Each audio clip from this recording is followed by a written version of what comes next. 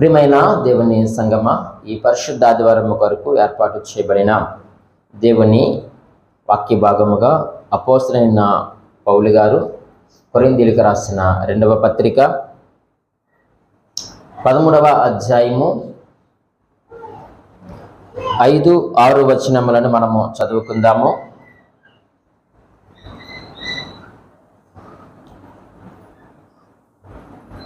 మీరు విశ్వాసము గలవారై ఉన్నారో లేదో మిమ్ముని మీరే శోధించుకొని చూచుకొనుడి, మిమ్ముని మీరే పరీక్షించుకొనుడి. మీరు భ్రష్టులు కాని ఎడల యేసుక్రీస్తు మీలో నున్నాడని మిమ్మును గూర్చి మీరే ఎరుగరా? మేము భ్రష్టులము కామని మీరు తెలుసుకుందరని నిరీక్షించుచున్నాను. మంచిది. ప్రియమైన దేవుని సంగమ, దేవుడు మనకిచ్చిన ఈ కొద్దిపాటి సమయంలో మీరు విశ్వాసులేనా అనే అంశాన్ని మనము ధ్యానం చేస్తూ ఉన్నాం.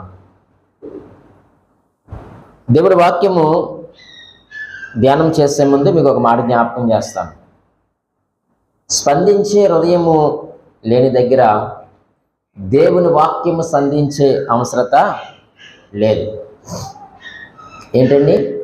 స్పందించే హృదయము లేని దగ్గర దేవుని వాక్యము సంధించే అవసరత లేదు. సవరణ లేని చోట వాక్య వివరణ అవసరం లేదు. నువ్వు సవరించుకోకపోయినా, నేను స్పందించకపోయినా దేవుని యొక్క వాక్యం సంధించే అవసరత లేదు. అయితే మరి మీరు అడగచ్చు, మరి ఎందుకంటే ఇంత వాక్యము మాకు వివరించబడుతుంది అని మీరు అడగచ్చు. ఎందుకు దేవుని యొక్క వాక్యము ఇంత విరివిగా ప్రకటించబడుతుందంటే ఎవరో కొంత శేషం స్పందించేవారు ఉన్నారని. ఇక్కడ దేవుని వాక్యము ప్రకటించబడుతుందంటే నా కోసమే అని అనుకోవద్దు. ఎవరో స్పందించేవారు ఈ స్థలంలో కూర్చున్నారు కాబట్టి దేవుని యొక్క వాక్యము ఏం చేయబడుతుంది? సంధించబడుతుంది. ఇక్కడ సవరించుకునేవారు ఎవరో ఉన్నారు కాబట్టి దేవుని యొక్క వాక్యం ఏం చేయబడుతుంది? ప్రకటించబడుతుంది. కానీ నన్ను బట్టే వాక్యం వివరించబడుతుంది అని మనం ఎప్పుడూ కూడా అనుకోకూడదు. అందుకే దేవుని యొక్క వాక్యానికి మనం ఏం చేయాలి? స్పందించాలి. దేవుని యొక్క వాక్యము వివరించబడినప్పుడు మనల్ని మనమే సరిచేసుకోవాలి. మనము సవరణ చేసుకోకపోతే వాక్య వివరణ అవసరము లేదని నేను మీకు ముందే తెలియజేశాను ప్రియమైన వారులారా. కాబట్టి ఆ స్పందించేటువంటి శేషంలో నేను ఎందుకు ఉండకూడదు? అంతే కదండి. ఆ యొక్క సవరించుకునేటువంటి గుంపులో, స్పందించేటువంటి గుంపులో నేను ఎందుకు ఉండకూడదు? ఉండాలి. అలా ఉన్నామనే దేవుడు గుర్తించి ఆయన ఏం చేస్తూ ఉన్నాడు అయ్యానంటే మనకి యొక్క వాక్యాన్ని ఆయన ప్రకటన చేస్తూ ఉన్నాడు. కాబట్టి సవరించుకుందాం, దేవుని యొక్క వాక్యానికి మనము స్పందిందాం. స్పందించి పరివర్తన చెంది దేవునికి సజీవ సాక్షులుగా మనం ఈ లోకంలో బ్రతుకుదాం. దేవుని యొక్క వాక్యాన్ని మనం విందాం. సవరించుకోవడానికే విందాం, స్పందించడానికే మనము విందాం. అటు కృప దేవుడు మనకిచ్చి మనల్ని ముందుకు నడిపించునుగాక. మనము వాక్యాన్ని ధ్యానం చేస్తూ మీరు విశ్వాసులేనా అని మనము ధ్యానం చేస్తున్నాం. కొరింథీ సంఘస్థులు చాలా గొప్ప స్థాయి విశ్వాసులని మనం విన్నాం. అయితే వారి దగ్గర కొన్ని పొరపక్షాలు ఉన్నాయి, చిన్న చిన్న సమస్యలు ఉన్నాయి. వాటిని వివరించి హెచ్చరించి వారిని బోధించి వారికి చక్కన ప్రశ్న వేశాడు. మీరు విశ్వాసులేనా? మీరు విశ్వాసులైతే క్రీస్తు మీలో ఉన్నట్టే. ఒకవేళ క్రీస్తు మీలో లేకపోతే మీరు ఎవరన్నాడు? భ్రష్టులే. మీరు భ్రష్టులా లేకపోతే విశ్వాసులా? మీకు మీరే ఏం చేయమన్నాడు? విమర్శించుకోమన్నాడు. మీరు భూమి మీద ఉండగానే మీరు విమర్శ చేసుకుంటే, లేక మిమ్మల్ని మీరే పరీక్షించుకోగలిగితే రాబోవు కాలంలో మీకు తీర్పు లేదు అని చాలా స్పష్టంగా ఆయన మనతో మాట్లాడారు. అందులో భాగముగా మనము విశ్వాసం గురించి ఆలోచన చేస్తూ ఉన్నప్పుడు మనది ఎటువంటి విశ్వాసం అని నేర్చుకున్నాము? అమూల్యమైన విశ్వాసము. ఎందుకు అమూల్యమైన విశ్వాసం అంటే, అమూల్యమైన వాక్యమును బట్టి అది అమూల్యమైన విశ్వాసము, అమూల్యమైన వ్యక్తిని బట్టి అది అమూల్యమైన విశ్వాసము, అమూల్యమైన రక్తమును బట్టి అది అమూల్యమైన విశ్వాసము. రెండవ విషయాన్ని మనము ఆలోచన చేద్దాం రండి. అపోస్తలుడైన పౌలు గారు దశలోనికి రాసినటువంటి 2వ పత్రిక 1వ అధ్యాయము 3వ వచనంలో ఇలాగ రాస్తా ఉన్నాడు, సహోదరులారా, మేమెల్లప్పుడూ మిమ్మల్ని గూర్చి దేవునికి కృతజ్ఞతాస్తుతులు చెల్లించుటకు బద్ధులమై ఉన్నాము. ఇది యుక్తమే. ఏలయనగా మీ విశ్వాసము బహుగా అభివృద్ధి పొందుచున్నది, మీ అందరిలో ప్రతి వాడును ఎదుటి వాడి ఎడల చూపు ప్రేమ విస్తరించుచున్నది అన్నాడు. రెండవ అంశముగా మనము ఏమి ధ్యానం చేయబోతా ఉన్నామంటే, అభివృద్ధి పొందేటువంటి విశ్వాసం, అమూల్యమైన విశ్వాసము, రెండవదిగా అభివృద్ధి పొందేటువంటి విశ్వాసము. ఈరోజు క్రైస్తవులుగా ఉన్నటువంటి మనలో విశ్వాసం ఏమవ్వాలి? వృద్ధి పొందాలి. విశ్వాసము అభివృద్ధి పొందాలని దేవుని వాక్యం ద్వారా తెలియజేస్తున్నాడు. రోమిలికి రాసిన పత్రికలో పౌలు గారు 1వ అధ్యాయము 17వ వచనములో ఇలాగ మాట్లాడుతున్నారు, ఎందుకనినా నీతిమంతుడు విశ్వాస మూలముగా జీవించునని రాయబడిన ప్రకారము అన్నాడు. అంటే నీతిమంతుడు విశ్వాస మూలముగా ఏం చేస్తాడట?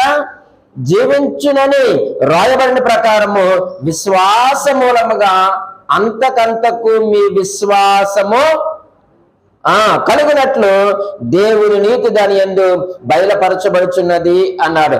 నీతిమంతుడు విశ్వాస మూలముగా జీవిస్తాడు. మీ యొక్క విశ్వాస మూలముగా ఏమవ్వాలి చెప్పండి? వృద్ధి పొందాలి, అభివృద్ధి పొందాలి. ఈరోజు మనము విశ్వాసములో అభివృద్ధి పొందలేకపోతా ఉన్నాం. పౌలు గారు అంటూ ఉన్నారు ఏమని? మీ విశ్వాసము బహుగా అభివృద్ధి పొందుచున్నది.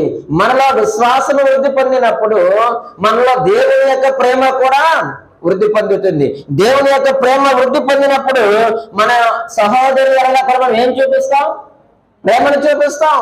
నీలా విశ్వాసము వృద్ధి పొందితే ప్రేమ వృద్ధి పొందుతుంది. ప్రేమ వృద్ధి పొందితే మన సహోదరుల కూడా మనం ఏం చూపిస్తాము? ప్రేమను చూపిస్తాం. కాబట్టి ఈ యొక్క దశలోనికి సంఘానికి రాస్తూ మీ విశ్వాసము బహుగా వృద్ధి పొందింది అంటున్నాడు. ఎందుకు ఆ మాట రాయవలసి వచ్చింది వారికి? ఎందుకు ఆ మాటను అంత చక్కగా ఆయన తెలియజేసినయ్యా అంటే, మనం ఆలోచన చేస్తే 1వ పత్రికలో 1వ అధ్యాయంలో దశలోనికి రాసిన 1వ పత్రిక 1వ అధ్యాయము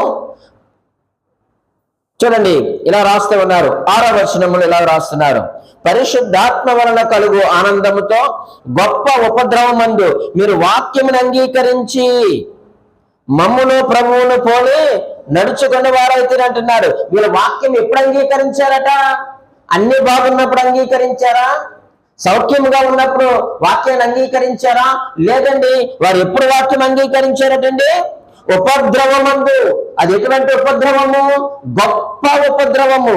ఆ గొప్ప ఉపద్రవములో మీరు దేవుని యొక్క వాక్యాన్ని అంగీకరించారు. దశలోనికి సంఘస్థులారా, ఎందుకు నేను మిమ్మల్ని అభినందిస్తున్నానో తెలుసా? మీ విశ్వాసం అభివృద్ధి పొందుతా ఉంది. అందుకు నేను ప్రభువుని స్తుతిస్తా ఉన్నాను. ఈరోజు ప్రభువు మనతో మాట్లాడుతూ ఉన్నాడు. నీ విశ్వాసముని వృద్ధి పొందించుకుంటున్నావా? అపోస్తలులు అన్నారు కదా, ఏమన్నారు? ప్రభువా, మా విశ్వాసమును వృద్ధి పొందించు. విశ్వాసం లేకపోతే మనకు జయ జీవితం లేదు. విశ్వాసం లేకపోతే మనము దేనిని జయించలేము. విశ్వాసం లేకపోతే ప్రభువుకు మనము దగ్గరగా ఉండలేము. విశ్వాసం లేకపోతే దేవుని వాక్యముతో దేవుని సంఘముతో మనము సహవాసము కలిగి ఉండలేము. వారికి చాలా గొప్ప ఉపద్రవాలు వచ్చాయి. వాక్యాలు ప్రకటించడానికి వస్తే వారిని పట్టుకునే ప్రయత్నం చేశారు. మీరు చదవండి అపోస్తలుల కార్యములు 17వ అధ్యాయములో 3 వారాల సంఘము, దశలోనిక సంఘము 3 వారాల సంఘము 21 రోజులు దేవుని సువార్తను ప్రకటించగా వారందరూ కూడా అంగీకరించారట. 17వ అధ్యాయంలో మనం చూసినట్లయితే ప్రియమైన వారులారా, మొదటి నుంచి మనం చూస్తే ఆ యొక్క విషయములన్నీ కూడా రాయబడతాయి. అయితే 4వ వచనంలాగా రాయబడి ఉంది, వారిలో కొందరు భక్తిపరులకు గ్రీసు దేశస్తుల్లో చాలా మంది ఘనత గల స్త్రీలలో అనేకులను ఒప్పుకొని పౌలుతోనూ కలిసికొనేది. అయితే యూదులు మత్సరపడి పని పాటు లేక తిరుగు కొందరు దుష్టులను వెంటబెట్టుకొని గుంపు కూర్చి పట్టణమెల్లా అల్లరి చేయించు యాసోను ఇంటి మీద పడి వారిని జనుల సభ ఎదురుకు తీసుకొని వచ్చుటకు ఏం చేశారట? ప్రయత్నం చేశారు. అక్కడ దేవుని యొక్క సువార్త ప్రకటించబడింది. ఎవరు ప్రకటించారు? పౌలు శీలలు దేవుని యొక్క సువార్తను ప్రకటించారు. దేవుని సువార్తను ప్రకటించినప్పుడు అనేకులు మారు మనసు పొందారు. అనేకులు ప్రభువుని సొంత రక్షకుడిగా అంగీకరించారు.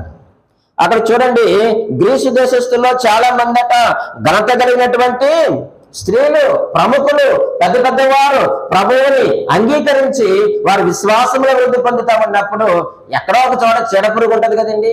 ఆనాడు ఆదిమ సంఘంలో చీడపురుగులు ఉన్నాయి. ఈనాడు ఈ యొక్క 21వ శతాబ్దంలో కూడా ఏమన్నా చెప్పండి, ఉన్నాయి. ఎక్కడైతే దేవుని యొక్క వాక్యము విలువగా ప్రకటించబడుతుందో, ఎక్కడైతే సత్య సువార్త ప్రకటించబడుతుందో, ఎక్కడైతే దేవుని యొక్క రాజ్యము విస్తరిస్తూ ఉందో అక్కడ అపవాది గారు తిష్ట వేసుకొని కూర్చుంటారు. వారి అనుచరులను పెట్టుకోడు, సంఘంలో ఉన్న వారినే పట్టుకుంటాడు. బయట పెట్టుకుంటే ఎవరు మాట వినరు. వింటారండి? వినరు.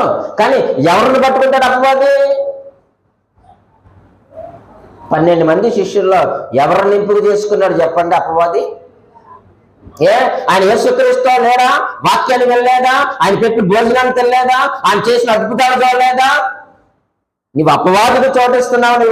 నీ విశ్వాసంలో వృద్ధి పొందితే నీవు భ్రష్టుడు కాదు. నీవు భ్రష్టుడు అంటే విశ్వాసం లేదు, విశ్వాసం లేదంటే నీళ్ళు ఎవరున్నారు చెప్పండి? అక్కడ ఎవరిని తీసుకొచ్చారట? పని పాటు, ఏ పని పాట ఉండదు, కుటుంబ బాధ్యత లేదు, భార్య బిడ్డలను చూడరు, కుటుంబంలో వాళ్ళకి పని ఉండదు.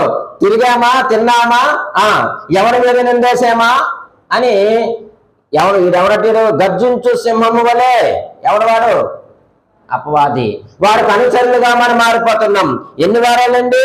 మీరు 4వ వచనము 3వ వచనం చివరి వరుసలో మనం చూస్తే ప్రియమైన వాళ్ళారా, వారితో 3 విశ్రాంతి దినములు తర్కించుచుండెను. 3 విశ్రాంతి దినములు, 321 రోజుల సంఘం, బేబీ చర్చ్.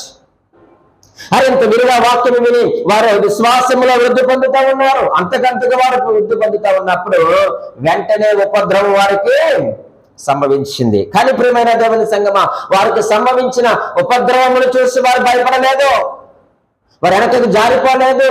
ఆ సభ వద్దకు తీసుకొని వచ్చారు, నలుగురిలో పెట్టేశారు. ఇదిగో పలానా వ్యక్తి, ఇలాగ పలానా వ్యక్తి ఇంటికి వారు వాక్యం చెప్పడానికి వస్తూ ఉన్నారు. వారు ఎవరు వచ్చారట? వారి గురించి ఎంత చక్కని, ఒకవేళ నేరం మోపితే మోపారు కానీ వారి గురించి గొప్ప స్టేట్మెంట్ ఇచ్చారు.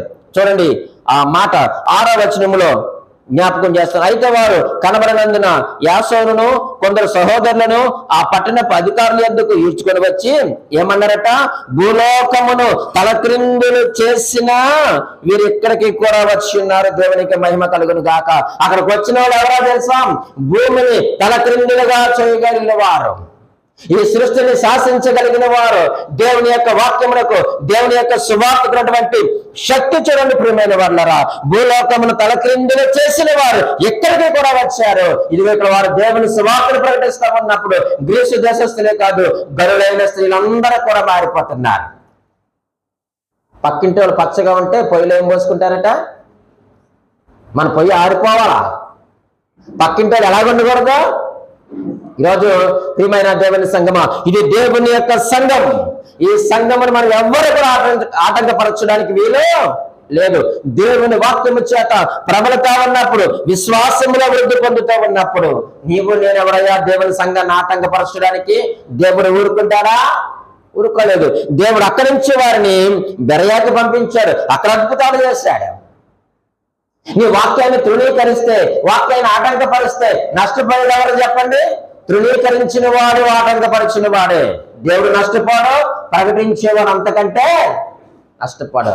అక్కడ కాదన్నారు. వాళ్ళు ఎక్కడికి వెళ్ళిపోయారంటే తర్వాత మీరు 10వ వచనం నుంచి కింద చదివితే వెంటనే రాత్రి వేళ పౌలు శైలి ఎక్కడ పంపించారట? బెరయాకి పంపించారు. అంతకంటే అద్భుతంగా సువార్తను ప్రకటించారు. ఈరోజు దేవుని యొక్క సువార్త, దేవుని యొక్క వాక్యం మన దగ్గరికి వచ్చినప్పుడు శ్రమలు వస్తాయి. ఆ శ్రమలో నువ్వు భయపడి విశ్వాసంలో నుంచి నేను తొలగిపోకూడదు. తొలగిపోతే భ్రష్టులమైపోతే తీర్పులోనికి వెళ్ళిపోతాం. నీవు తీర్పులోనికి వెళ్ళకూడదన్నదే దేవుని చిత్తం. కాబట్టి తన కుమారుని లోకములోనికి పంపించి ఆయన శిలువ మరణము ద్వారా, తన విలువైన రక్తం ద్వారా నన్ను ఆయన ఏం చేశాడు చెప్పండి? విమోచించి రక్షించుకున్నటువంటి దేవుడు. మరి నువ్వు విశ్వాసంలో వృద్ధి పొందుతున్నావా? మీరు విశ్వాసంలో వృద్ధి పొందాలంటే చాలా చిన్న టిప్స్ చెప్తాను. చూడండి, టీవీలో అప్పుడప్పుడు చిన్న వంటలు చేసేటప్పుడు చిన్న టిప్స్ చెప్తా ఉంటారు. మీరు వాడేసిన కందిపప్పు ప్యాకెట్ చేయాలంటే ఇలా చేసి దాన్ని క్లిప్ పెట్టండి, పోపుల్లో ఇవి వేసుకుని చిన్న టిప్పులు చెప్తారు కదా. మీకు విశ్వాసంలో వృద్ధి పొందడానికి చిన్న చిట్కాలు మీ ముందు ఉంచుతారు. చాలా సింపుల్ గా ఉంటాయి. ఓ సింతేనా పాస్కర్ అని మీరు అనుకుంటారు. చూడండి, రోమిలికి రాసిన పత్రిక 10వ అధ్యాయము 17వ వచనంలో, కాగా వినుట వలన విశ్వాసము కలుగును. చాలండి, మనకు విశ్వాసము కలగాలి అంటే, మనకు విశ్వాసమును వృద్ధి పొందించుకోవాలి అంటే దేవుని వాక్యం ఇచ్చిన చిన్న చిట్కేంటో చెప్పమంటారా? వినాలి. ఏం వినాలి? దేవుని యొక్క వాక్యమును వినాలి. క్రీస్తుని గురించిన వాక్యము వినాలి. రక్షణ గురించిన వాక్యము వినాలి. పరలోక రాజ్యం గురించిన సత్యాన్ని నీవు వినాలి. మనకి వినే అలవాటు లేదు. చాలా మందిని చూస్తూ ఉన్నప్పుడు ఏదన్నా చెప్తున్నావు అనుకుని అడ్డుపడే వాళ్ళు చెప్పేస్తూ ఉంటారు. అరే ఎప్పుడు వింటావు? వినే అలవాటు మనకు ఉండాలి. ఎప్పుడు చెప్పే అలవాటు కాదు, వినాలి. వింటే మనకు చాలా విషయాలు అర్థమవుతాయి. కాబట్టి ఇక్కడ అంటూ ఉన్నారు, ఆయన మాట వినండి, క్రీస్తుని గురించిన మాట మీరు వినండి. వినుట వలన మీకు విశ్వాసము కలుగుతుంది. ఆయన మాట మనం వినకపోతే దివాలా కోరులమైపోతాం. ఆయన మాట మనం వినకపోతే ఎందుకు పనికిరాని వారిగా మనము అయిపోతాం. మీకు అక్కడ ఒక మాట మీకు జ్ఞాపకం చేస్తాను. మీరు చూడండి, మత్తయి సువార్త 17వ అధ్యాయము, మత్తయి సువార్త 17వ అధ్యాయము 5వ వచనములో ఉన్న సందర్భం మనం అందరము కూడా ఎరుగుతాము. రూపాంతర కొండపైన ఎవరెవరు ఉన్నారండి? ఎవరెవరు ఉన్నారండి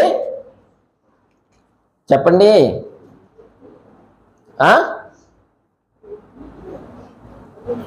యేసుక్రీస్తు వారితో పాటు పేతురును, యోహాను. అయితే అక్కడ సందర్భం మీరు చూడండి, ఎక్కడ 8వ వచనము 5వ వచనంలో అతను ఇంకనో మాట్లాడుచుండగా, ఇదిగో ప్రకాశమానమైన ఒక మేఘము వారిని కమ్ముకొనెను. ఇదిగో ఆయన నా ప్రియ కుమారుడు, ఈయన యందు నేను ఆనందించుచున్నాను, ఈయన మాట వినడని ఒక శబ్దము ఆ మేఘములో నుండి పుట్టెను. అప్పుడు 4వ వచనంలో ఉన్న సందర్భం ఏంటంటే, పేతురు గారు అన్నారు, అయ్యా నీకొకటి, మోషేకి ఒకటి, ఏలియా గారికి ఒకటి, ఏం వేసేస్తాం ఇక్కడ? పర్ణశాలలు వేసేస్తాను. అసలు అక్కడ మాట్లాడవలసింది ఎవరు? పర్ణశాలలు వేద్దామా వద్దా అని చెప్పవలసింది ఎవరు? చెప్తే యేసుక్రీస్తు వారు చెప్పాలి, లేకపోతే పరలోకం నుంచి దేవుడు మాట్లాడి తన కుమారుడితో చెప్పాలి, అయ్యా మీ ముగ్గురికి ఇక్కడ పర్ణశాలలు వేసుకోవాలని ఆయన చెప్పాలి. కానీ ఎవరు చెప్తున్నారు? ఈయనకి ఎందుకంటే అంత తొందరపాటు, దుడుకు పేతురన్నందుకు ఆయన అన్నీ కూడా దుర్గానే చేస్తున్నాడు. కానీ వెంటనే తండ్రి అయిన దేవుడు కలగ చేసుకున్నాడు. ఏమన్నాడు? ఏ పేతురు, షట్ అప్ యువర్ మౌత్, నీవు నోరు మూసుకో, ఆయన మాట్లాడవలసి ఉన్నది, నీవు వినవలసి ఉన్నది. నిజంగా ఆయన మాట్లాడే వరకు ఆగితే పేతురి మాట అనేవాడే కాదు, పేతురు గారు ఆ మాట అనేవాడు కాదు. కానీ ఈరోజు ప్రియమైన దేవుని సంగమం, నీవు నేను కూడా మాట్లాడడం తగ్గించాలి. దేవుని యొక్క వాక్యమును వినడం మనము నేర్చుకోవలసిన వారిగా ఉన్నాం. ఒక మాట మీరు జ్ఞాపకం చేసుకోండి, విశ్వాసంతోనే కదా వాళ్ళు విడిచిపెట్టి వచ్చాడు పేతురు కదండి. రమ్మనగానే ఏం చేశాడు ఆయన? విశ్వాసంతో ఎక్కడ వాళ్ళు అక్కడే విడిచిపెట్టి ఆయన వెంబడించాడు. విశ్వాసముతోనే తన యొక్క ఫ్యామిలీని విడిచిపెట్టి వచ్చాడు. ఆ యొక్క విశ్వాసంతోనే చాలా స్థాయికి ఎదిగినటువంటి పేతురు గారు చిన్ని పొరపాటు వలన ప్రియమైన వాళ్ళరా ఆయన విశ్వాసములో దివాలా కోరుతనములోనికి వెళ్ళిపోయాడు. నువ్వు దేవుని మాట వినే ప్రయత్నం చేయి. పేతురు వినే ప్రయత్నం చేయలేదు కాబట్టి ఆయన విశ్వాసం నుంచి వెనక్కు జారిపోయినట్టుగా దేవుని యొక్క వాక్యాన్ని మనము చూడగలుగుతా ఉన్నాం. మీకు మరొక మాటను కూడా జ్ఞాపకం చేస్తాను ఈయన కొరకు. మత్తయి సువార్త 16వ అధ్యాయంలో ఈ మాటను మనం ఆలోచన చేస్తూ ఉన్నప్పుడు 22వ వచనములో ఎలాగంటున్నాడు, అయితే పేతురు ఆయన చేయి పట్టుకొని, ప్రభువా అది నీకు దూరమగును గాక, అది నీకెన్నడను కలగదని ఆయనను గద్దింపసాగాను. చూసారా ఎంతవరకు దిగజారిపోయాడో. ఆయన మాట వినని కారణాన యేసుక్రీస్తు వారినే అసలు ఏం చెప్పాడు ఆయన, ఇదిగో నన్ను యెరూషలేముకి వెళ్తున్నాను, పెద్దలు ప్రధానులను పట్టుకుంటారు, కొడతారు, సిలువేస్తారు, నన్ను చంపేస్తారు, నేను 3వ దినమున తిరిగి లేకడము అగత్యమని శిష్యులకు చెప్తా ఉన్నాడు. స్టార్ట్ చేశాడంతే.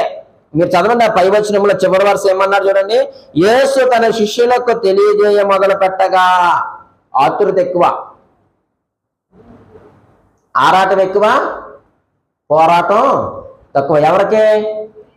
ఆయన ఇంకేలా మొదలు పెట్టాడో లేదో వెంటనే ఆయన చేయబెట్టుకొని, అయ్యా నీకు ఇది జరగకూడదు కాక అని చెప్పేసి గద్దించేస్తున్నాడంట. అరే ఆయన మాట్లాడాలి కదా, ఆయన చెప్పాలి కదా. ఏమైంది నీ విశ్వాసం అంటే, నీవు వినకపోవడం వల్ల వచ్చిన సమస్య ఏమిటంటే నీవు దివాళా కోరుతనంలోనికి వెళ్ళిపోయావు. నువ్వు వలలు విడిచిపెట్టింది విశ్వాసంతోనే కదా, నీ కుటుంబాన్ని నీ యొక్క బంధువులందరినీ విడిచిపెట్టింది విశ్వాసంతోనే కదా, మరి ఎందుకు నువ్వు అవిశ్వాసం అయిపోయావంటే ఆయన మాట వినడం మనము నేర్చుకోవాలి. కాబట్టి మనం చదివిన మాటలో ఆయన మాట వినాలి. రెండవది మనం ఆలోచన చేస్తే మరొక చిన్న చిట్కాను మీకు తెలియజేస్తాను. యెషయా గ్రంథం 45వ అధ్యాయము 22వ వచనాన్ని చదవండి. విశ్వాస అభివృద్ధికి మరొక చిట్కా. యెషయా గ్రంథము 45వ అధ్యాయము 22వ వచనం. భూదిగంత నివాసులారా నా వైపు చూచి రక్షణ పొందుడి, దేవుడు నేనే, మరి ఏ దేవుడును లేడు. మన యొక్క విశ్వాసం వృద్ధి పొందాలి అని అంటే ఆయన వైపే చూడాలి. Hear him. రెండవదిగా లుక్ ఎట్ హిమ్. ఆయన వైపు చూడండి. భూదిగంతముల నివాసులారా నా వైపు చూచి రక్షణ పొందండి. విశ్వాసం ద్వారానే మనం రక్షించబడ్డాం కదండి. నువ్వు రక్షణ అంటే మరలా నువ్వు ఎక్కడికి రావాలి? విశ్వాసంలోనికే రావాలి. ఆ విశ్వాసం ద్వారా నువ్వు రక్షించబడ్డావు. నీ విశ్వాసం వృద్ధి పొందించుకోవాలి అంటే నీవు దేవుని వైపు చూడు.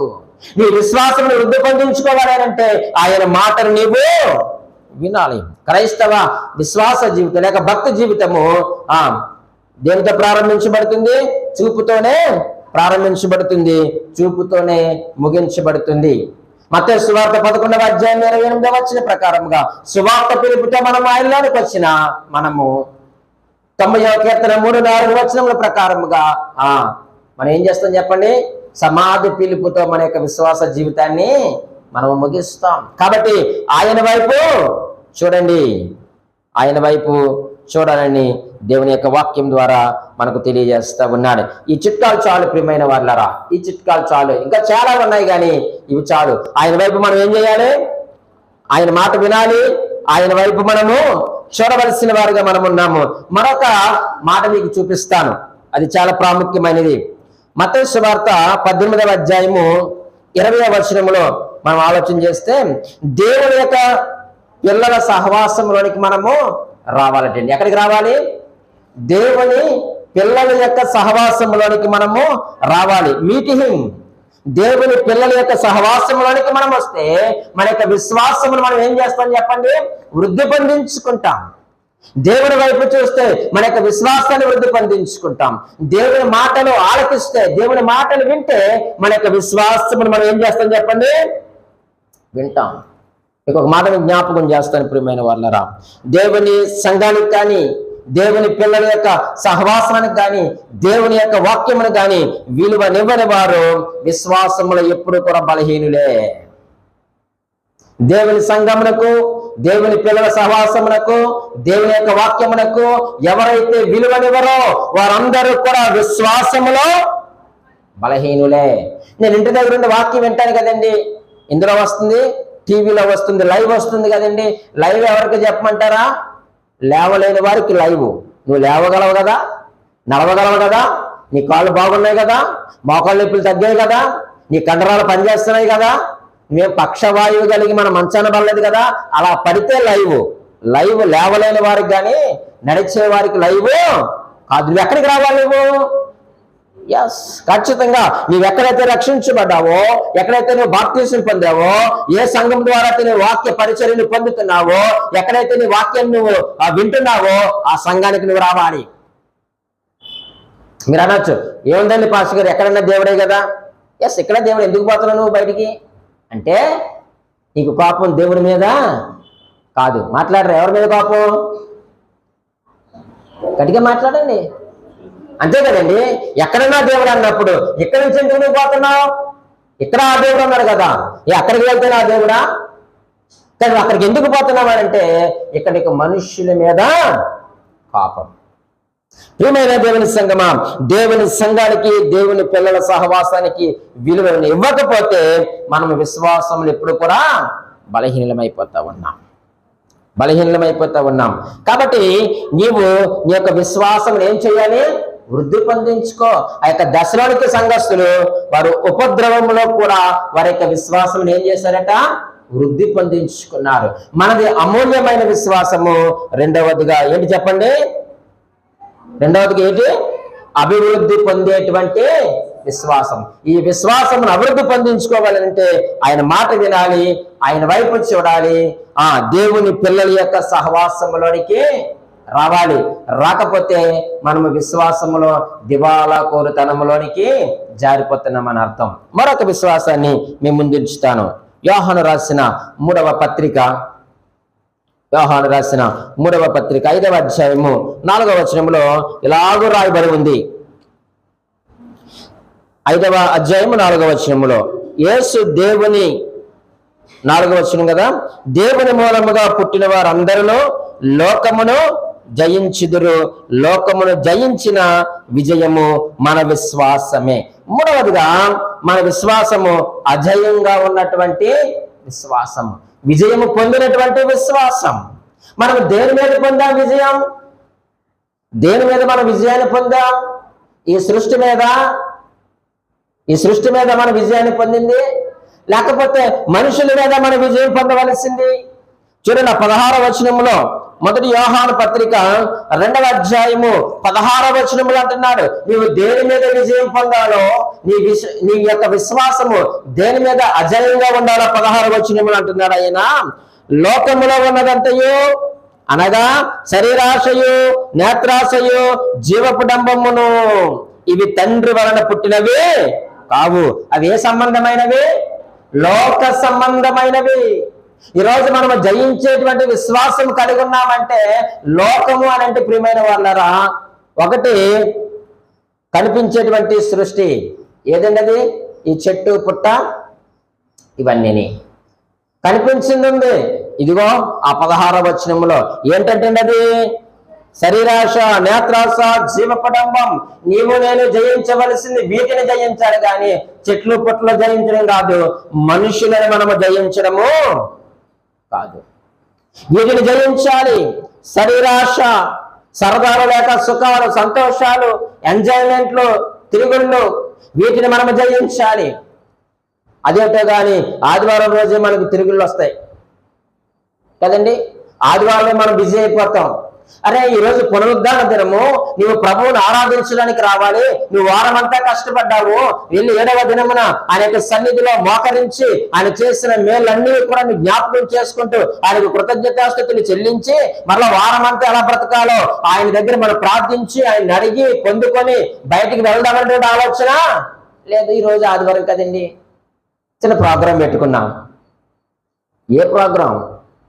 నువ్వు దేవుని మందిరానికి రావాలని దేవునికి ఆజ్ఞాపిస్తే ఆదివారం ప్రోగ్రాం పెట్టుకుంటావు, ఆదివారం చుట్టాలు రమ్మంటావేటి? మరి మిగిలిన వారం అంతాను శనివారం అయితే ముక్క తినడానికి ఉండదేనా? లక్షవారం అయితే మార్కెట్లో చేపలు దొరకమనా ఏంటి? ఆదివారం అయితే అన్ని సమృద్ధిగా దొరుకుతాయి, చక్కగా అవి ఇవి వండుకొని తినేసి మాట్లాడుకుంటూ సమయాన్ని వృధా చేసుకుందామనా? అరే దేవుడు నీకు ఈ యొక్క పునరుద్ధాన దినం ఎందుకు ఇచ్చాడంటే ఆయన ఆరాధించడానికి, వారములో నువ్వు పొందిన మేలన్నిటిని బట్టి దేవుని స్తుతించి మళ్ళీ వారమంతా ఎలా బ్రతకాలో దేవుని దగ్గర ప్రార్థన చేసి అడిగి పొందుకొని బయటికి వెళ్ళి వారమంతా నువ్వు జీవించాలి. కానీ అదేంటి, మనము ఆదివారాలు మన ప్రోగ్రాలు పెట్టుకుంటాం. ఇదేనా అజయంగా ఉన్నటువంటి విశ్వాసము? ఇదేనా సరదాలు జయించేటువంటి విశ్వాసము? నేత్రాస, ఈరోజు ఆదివారం కాబట్టి ఎక్కడికో చోటకి వెళ్ళాలి, లేకపోతే ఎక్స్కర్షన్కి వెళ్ళాలి, ఎగ్జిబిషన్కి వెళ్ళాలి, ఎంజాయ్మెంట్కి బీచ్లకి వెళ్ళాలి. ఎంతసేపు ఉంటుంది చెప్పండి నేత్రాస? అక్కడ తిరిగిన 2 గంటలు 3 గంటలు ఉంటుంది. ఇంటికి వచ్చిన తర్వాత ఆనందం ఉండదు. కానీ దేవుళ్ళు ఆనందించు, ప్రభువులు ఆనందించు, దేవుని సన్నిధిలో ఆనందించు, పాటలు ఆనందించు, వాక్యం చదువుల్లో ఆనందించు, సాక్షాత్ గర్భంలో ఆనందించు, వాక్యం వెండలో ఆనందించు. అది నిజమైనటువంటి ఆనందం. ఆనందించండి. మరలా చెప్తా ఉన్నాను, ప్రభువునందు మీరు ఫిలిప్పీ 4:4 అన్నాడు, ప్రభువునందు ఆనందించు. అది ఆనందం, నిజమైనటువంటి ఆనందము.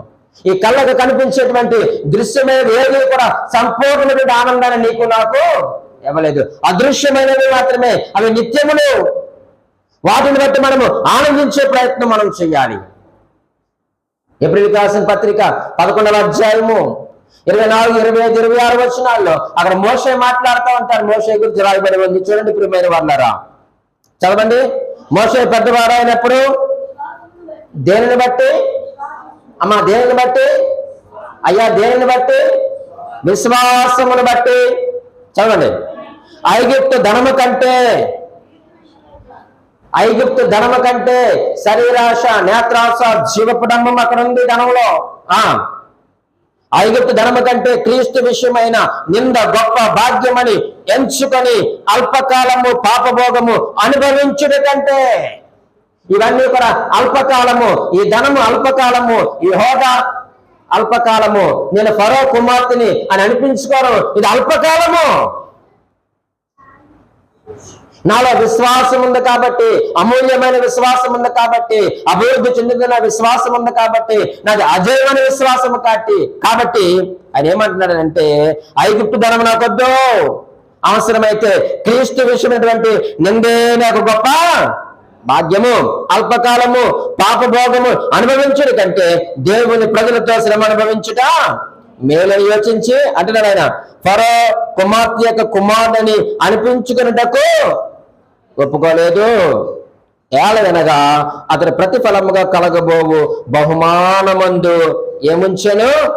విశ్వాసముంచి. దృష్టి ఉంచాడు.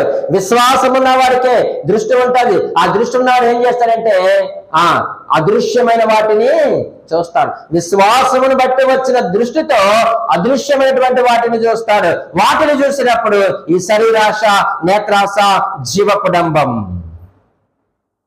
జీవపుడంబం అంటే హోదా.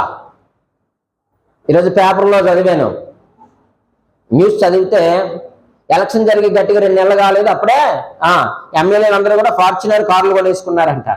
అంటే దేనికోసం? అది హోదా. పొలిటికల్ లీడర్స్కి ఏముండాలంటే వైట్ కార్ ఉండాలి, ఫార్చునర్ ఉండాలి. చిన్న కార్లు అయితే వాళ్ళకి హోదానేమో. నిజమేనండి, మీరు ఎవరైనా సరే అడగండి, కంపల్సరీ ప్రతి లీడర్ కూడా ఫార్చునర్ కారు కొనుక్కుంటారు. ఎందుకంటే తన యొక్క హోదాను పెంచుతాదని. నీ హోదాను పెంచేది ఫార్చునర్ కారు లేకపోతే ధనమో కాదు. దేవుని యందు విశ్వాసం ఉంచు. ఆ విశ్వాసము మనకు దేవుని ఎదుట ఏం తీసుకొస్తుందట?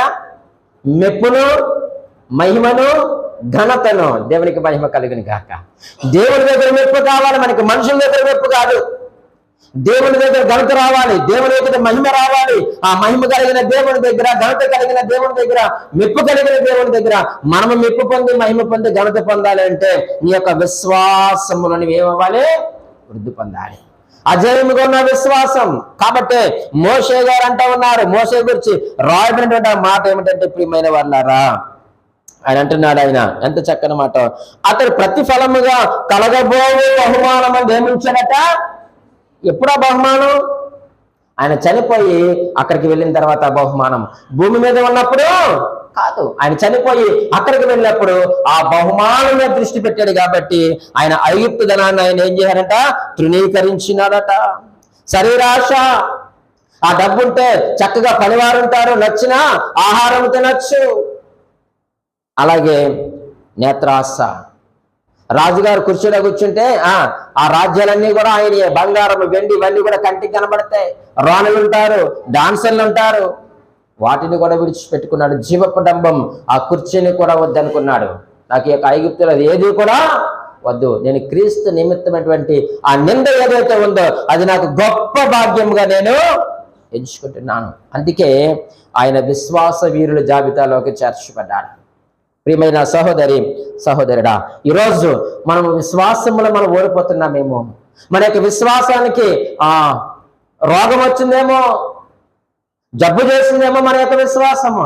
ప్రభువా నా విశ్వాసమును నీవు బాగు చేయవాని నీవు మరలా ప్రభు దగ్గరికి వచ్చినట్లయితే మన యొక్క విశ్వాసమును ఆయన స్వస్థపరిచేటువంటి దేవుడు. ఒక చక్కని మాట మీకు జ్ఞాపకం చేస్తాను రండి. ఇర్మీయా గ్రంథము 3వ అధ్యాయము 22వ వచనములో దేవుడే స్వయముగా మాట్లాడుతున్నటువంటి మాట. ఇర్మీయా గ్రంథము 3వ అధ్యాయం 22వ వచనంలో అంటున్నాడు. ఎవరండి?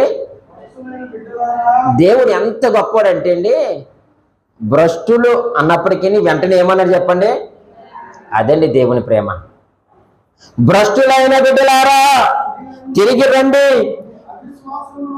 మీ అవిశ్వాసమును నేను బాగు చేసేదని. చాలండి, ఎంత చక్కని మాట. దేవుడు కోప్పడి భ్రష్టులైన అన్నప్పటికీ బిడ్డలారా అని అనకుండా ఆయన ఉండలేకపోయాడు. అది తండ్రి ప్రేమ. అందుకని ఆయన దీర్ఘశాంతము కలిగిన వాడు, కృపా సమృద్ధి కలిగిన వాడు, కరుణా వాత్సల్యములు కలిగిన వాడు. ఆయన ఎల్లప్పుడూ మనతో వ్యాజ్యమాడేవాడు కాదు. నువ్వు ఆడాలేమో దేవునితో వెళ్ళి, నేను ఆడాలేమో పని పాట ఏమి లేక దేవునితో మనం వ్యాజ్యాలు పెంచుకోవడము, కానీ ఆయన మనతో వ్యాజ్యములు ఆడేవాడు కానీ కాదు. ఆయన దయా దాక్షణ్య పూర్ణుడు. అందుకే అంటున్నాడు తన యొక్క దయతో ఆయన అంటున్నాడు భ్రష్టులైన. అది మీరు భ్రష్టులైనప్పటికీ మీరు ఎవరు చెప్పండి? నా బిడ్డలే. ఎందుకో మీ యొక్క విశ్వాసమునకు రోగం వచ్చింది, మీ విశ్వాసానికి జబ్బు వచ్చింది, మీ విశ్వాసం అంతగా బాగాలేదు, మీ విశ్వాసంలో మీరు ఓడిపోతా ఉన్నారు. అయితే మీరు నా యొద్దకు రండి అమ్మా, మీరు నా యొద్దకు రండి ఆయన అంటున్నాడు. మీ విశ్వాసమును ఏం చేస్తాడట? ఇప్పుడు మనం బాగు చేసుకోవాల్సింది ఏంటి చెప్పండి? మన విశ్వాసమును బాగు చేసుకోవాలా? మన శరీరానికి వచ్చిన రోగాన్ని బాగు చేసుకోవాలా? మాట్లాడరేమ్మా? మన విశ్వాసాన్ని మనము పెంపొందించుకోవాలా, లేకపోతే అప్పులు ఉన్నాయి అప్పులు తీర్చుకొని వాటిని మనం పెంపొందించుకోవాలా? ఏది పెంపొందించుకోవాలా? నీ విశ్వాసమును అభివృద్ధి చేసుకో, నీ విశ్వాసమును తిరిగి నీవు బాగు చేసుకో. ఎందుకో చెప్పమంటారా? అది అమూల్యమైన విశ్వాసం. అందుకని అంటున్నాడు మీరు విశ్వాసులేనా అని. ఎందుకు అడిగాడంటే, అయ్యా మీకున్న విశ్వాసము అది సామాన్యమైనది కాదు, బంగారానికైనా వెల కట్టచ్చేమో కానీ మీ విశ్వాసము అమూల్యమైనది అన్నాడు పేతురు పత్రికలో. ఆ యొక్క సువర్ణానికి వెల కట్టచ్చు, కానీ దేవుడు నీలో పెట్టిన ఆ యొక్క విశ్వాసములకు వెల కట్టలేము. ఎందుకనంటే అది అమూల్యమైన వాక్యమును బట్టి, అమూల్యమైన వ్యక్తిని బట్టి, అమూల్యమైన రక్తమును బట్టి అది అమూల్యమైన విశ్వాసము, అది అభివృద్ధి పొందుతున్న విశ్వాసము, అది అజయంగా ఉన్నటువంటి విశ్వాసం. ఈరోజు ఈ విశ్వాసం నీలో నాలో ఉందా? అందుకే ప్రభువు అంటున్నాడు మీరు విశ్వాసులైనా.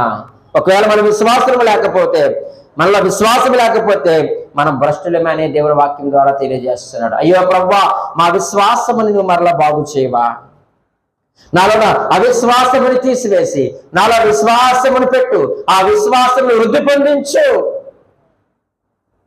ఇది ఒక పరీక్షా కేంద్రం అనుకుందాం. మనం పరీక్ష రాస్తున్నాం అనుకో, మనం ఎక్కడ మనం వెనకబడిపోయామంటే విశ్వాస విషయంలో మనం వెనక్కి పడిపోయాం. ఆ యొక్క పరీక్షా కేంద్రంలోకి వచ్చి మనమే పరీక్షించుకుందాం, విమర్శ చేసుకుందాం. ఈ పరీక్షా కేంద్రంలో నన్ను నేనే విమర్శ చేసుకొని పరీక్షించుకుంటే భవిష్యత్తులో నీకు నాకు ఏమి లేదు చెప్పండి? తీర్పు లేదు. తీర్పులోనికి రాము మనము. అలా తీర్పులోనికి వెళ్లకుండా ఉండాలి అంటే ఈ భూమి మీద ఉండగానే మనం ఏం చేద్దాం? మనమే పరీక్షించుకుందాం, విమర్శ చేసుకుందాం. ప్రభువా నా విశ్వాసమును బాగు చేయి, ప్రభువా నా యొక్క విశ్వాసమును స్వస్థపరచు. ఎక్కడో నా విశ్వాసము కుంటుపడిపోయింది, నా విశ్వాసానికి రోగము పట్టింది. అవిశ్వాసం నాలో పేరుకుపోయింది. నేను భ్రష్టురాలను అయిపోయాను. అయినా సరే నువ్వు నన్ను విడిచిపెట్టలేదయ్యా. నువ్వు ప్రేమతో నన్ను పిలుస్తున్నావు, ప్రేమతో నన్ను ఆహ్వానిస్తున్నావు. భ్రష్టులైన బిడ్డలారా, నా కుమార్తెలారా, నా కుమారులారా, తిరిగి నా వద్దకు రండి, మీ విశ్వాసం నేను బాగు చేస్తానని పిలుస్తున్నావయ్యా. ఇంత గొప్ప తరుణం నాకు మరలా దొరకదు ప్రభువా. నీవిచ్చిన సమయం నేను సద్వినియోగం చేసుకుని నా విశ్వాసం నేను బాగు చేసుకొని నా కుటుంబస్తుల యొక్క విశ్వాసం కూడా నేను బాగు చేసుకుంటాను. అట్టి కృప నాకు దయచేయవా ప్రభువా అని దేవుని ఎదుట మనం ప్రార్థన చేద్దాం. దేవుడి మాటలు దీవించి ఆశీర్వదించును గాక. ఆమేన్.